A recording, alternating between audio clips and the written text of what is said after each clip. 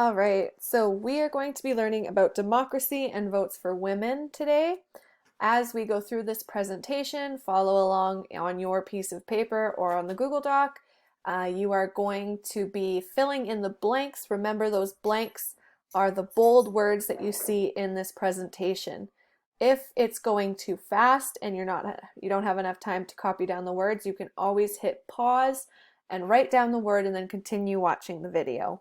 Okay? All right. So, early in Canada's history, many people believed that only men should be allowed to participate in politics. By the late 1800s, women began to demand the right to participate in government. It wasn't easy for women to get together to discuss suffrage since their husbands and fathers did not allow them to.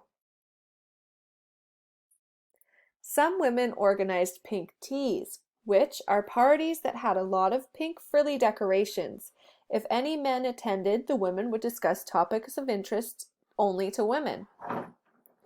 If no men attended the pink teas, then the women would discuss suffrage. Suffrage does not mean suffering, it means voting. By 1918, some women in Canada had been given the right to vote in federal and provincial elections. They were given this right because World War I had just ended and women who had been working in factories and other jobs while men were fighting demanded to have a say in decision making.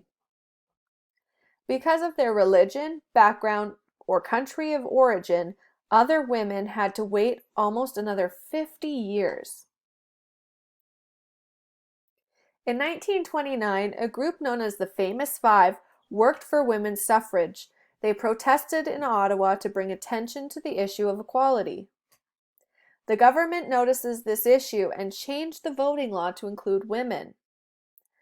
The women who were part of this group were Emily Murphy, Henrietta Meir Edwards, Nellie McClung, Louise McKinney, and Irene Parbley.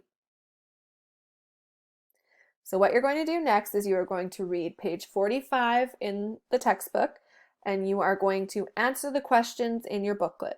Remember to use complete sentences so that they make sense. There's a capital and a period, and you are adding detail. If you have any questions, please ask me.